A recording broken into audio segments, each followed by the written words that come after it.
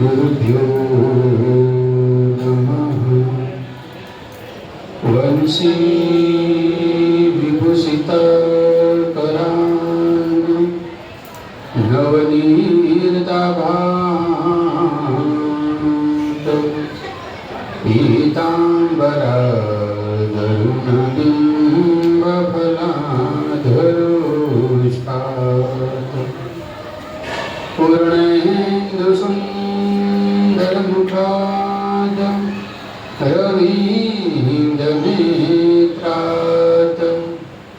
कृष्णात् परम किमपि तत्त्वमहं न जानामि। कृष्णात् परम किमपि तत्त्वमहं न जानामि। ॐ नमो भगवते वासुदेवाय। बोलो द्वारकाधीशनी जय, सद्गुरुदेवनी जय, पारसनाथ महादेवनी जय। ॐ नमः पार्वती पते हर हर महादेव हरे। श्री राधे गोविंद भज मन श्री राधे। श्री राधे गोविंद भज मन श्री राधे। श्री राधे गोविंद भज मन श्री राधे। श्री राधे गोविंद भज मन श्री राधे। राधे श्री राधे जय जय राधे। राधे श्री राधे जय जय राधे। राधे श्री राधे जय जय राधे। राधे श्री राधे जय जय राधे। श्री राधे गोविंद भज मन श्री राधे। श्री राधे गोविंद भज मन श्री राधे। भज गोविंद गोविंद गोपाला। भज गोविंद गोविंद गोपाला। भज गोविंद गोविंद गोपाला। भज गोविंद गोविंद गोपाला। भज मुरारी मनोहर नंदलाला। भज मुरली मनोहर नंदलाला। भज गोविंद गोविंद गोपाला। भज गोविंद गोविंद गोपाला। श्रीमन्नारायण नारायण नारायण। श्रीमन्नारायण नारायण नारायण। श्रीमन्नारायण नारायण नारायण। श्रीमन्नारायण नारायण नारायण। श्रीमन्नारायण नारायण नारायण। श्रीमन्नारायण नारायण नारायण। तुझमें नारायण तुझमें नारायण। तुझमें नारायण तुझमें नारायण। सब में नारायण नारायण नारायण। सब में नारायण नारायण नारायण। श्रीमन्नारायण नारायण नारायण। श्रीमन्नारायण नारायण नारायण। गोपाल कृष्ण लाल की जय। जेठ मास कृष्ण पक्षની કથા। યુધિષ્ઠિરે પૂછ્યું કે હે ભગવાન વાસુદેવ, આ જેઠ માસ કૃષ્ણ પક્ષમાં જે એકાદશી આવે એનું નામ શું છે અને એનો મહિમા શું છે, આ વિસ્તારથી કહો।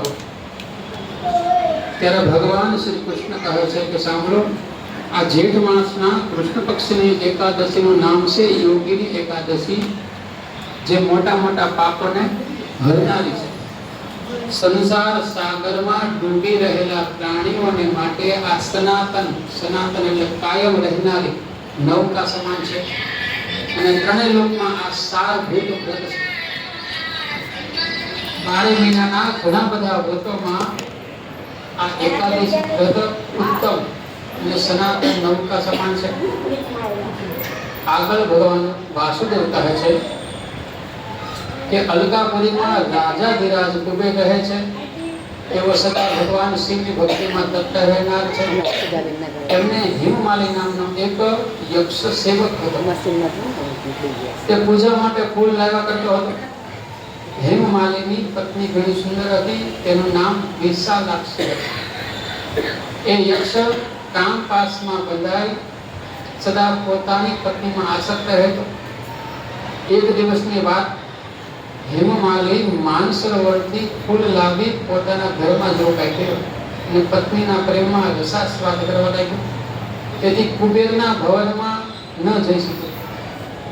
સેવક હતો કુબેરનો, પણ ઘરે રહ્યો. કુબેરની રાજધાનીમાં ન ગયો. આ બાજુ કુબેર મંદિરમાં બેસીને શિવનું પૂજન કરી રહ્યા હતા. એમને બપોર સુધી ફૂલ લાવવાની રાહ જોઈ.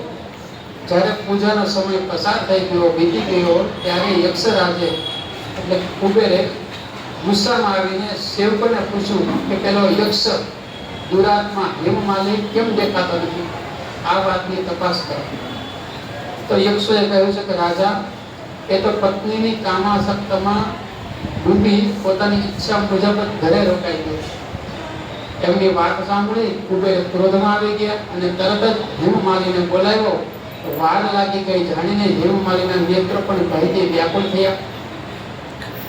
એ આવીને કુબેરની સામે ઊભો રહ્યો. તેણે જોયું કુબેરની આંખો ક્રોધથી લાલ થઈ ગઈ હતી અને તેઓ બોલ્યા કે તે ભગવાનનો તિરસ્કાર કર્યો છે.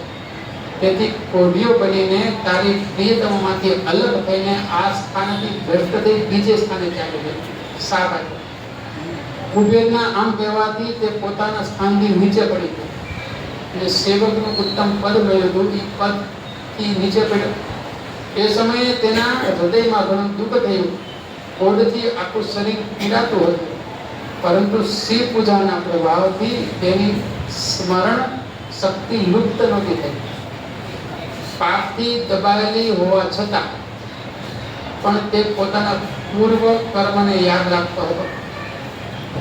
તે પછી આમ તેમ ફરતો રહીને તે પર્વતોમાં સહેજ મેરુ ગિરી પર્વતના શિખર પર ગયો છે. ત્યાં તેને તપસ્યાના કુંજ મુનિવર માર્કંડેય ઋષિનું દર્શન થયું. પાપ કર્મ યક્ષે દૂરથી જ મુનિને ચરણમાં પ્રણામ કર્યા. મુનિવર માર્કંડેયે તેને ભયથી કાપતો જોઈને પરોપકારની ઈચ્છાથી નજીક બોલાવીને પૂછ્યું કે બોલો, તને કોઢના રોગે કેવી રીતે દબાવી દીધો? તું કેમ આટલો વધારે નિંદનીય દેખાય છે? ભયભીત કેમ દેખાય છે?